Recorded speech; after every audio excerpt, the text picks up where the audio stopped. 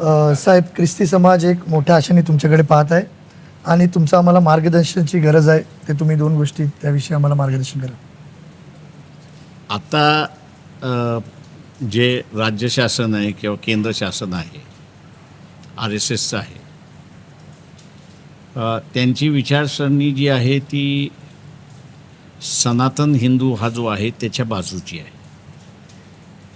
तो इथला संतांची परंपरा मानणारा हिंदू जो आहे त्याच्याही विरोधात आहे. त्याला तो कैद करायला बघतोय. तसंच ख्रिस्ती समाज असेल किंवा इथला असणारा मुस्लिम समाज असेल किंवा जैन असेल, बुद्धिस्ट असेल, या सगळ्यांना तो असं म्हणतोय की तुम्ही सनातन धर्म मानणार असाल तर तुम्हाला सर्व अधिकार असतील. तुम्ही सनातन धर्म मानणार नसाल तर तुम्हाला कुठलेही अधिकार राहणार नाहीत.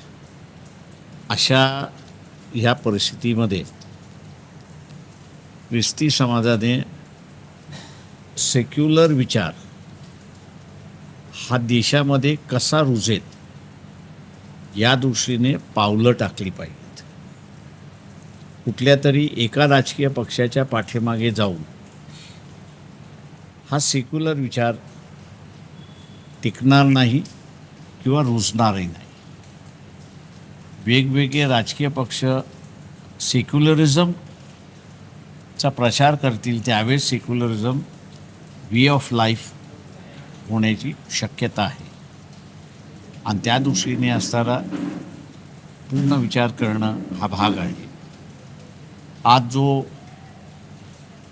चर्च असेल किंवा प्रार्थनास्थळ असेल किंवा फादर्स आहेत, नन्स आहेत, सिस्टर्स आहेत, चर्च आहेत, यांच्यावरती जो हमला होत चाललेला आहे आणि तो वाढलेला आहे, त्याचं प्रामुख्याने कारण की इथला असणारा सेक्युलरिझम हा विचार लोप होत चाललेला आहे आणि वन साइडेड थिंकिंग प्रक्रिया ही सुरुवात झाल्यामुळे आहे. हिला ब्रेक करणं गरजेचं आहे. भारतातलं सेक्युलरिझम पुन्हा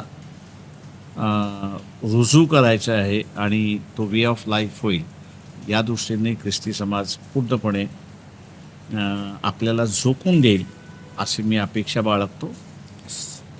दुसरं, हा लढाईचा काळ असं म्हणतो, म्हणजे स्वतःला वाचवण्याच्या दृष्टिकोनातून आहे. तेव्हा मास मोबिलायझेशन, म्हणजे बाबासाहेबांनी सुद्धा इथे असणारं अस्पृश्यतेच्या विरोधात किंवा अनटचेबिलिटीच्या विरोधात जो असणारं आंदोलन उभं केलं, त्यांचं सगळ्यात मोठं जे हत्यार होतं ते म्हणजे मास मोबिलायझेशन.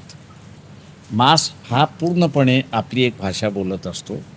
तसं ख्रिस्ती समाजाने सुद्धा आता आपलं स्वतःचं मास मोबिलायझेशन हे दाखवण्याची गरज आहे. आणि ज्या ज्या वेळेस अशी गरज किंवा कॉल दिला जाईल त्यावेळेस आपण मासने उतरलं पाहिजे असं मी त्या ठिकाणी समजतो आणि ते आपण अंमल कराल ही अपेक्षा बाळगतो आणि थांबतो. Yes, thank you sir.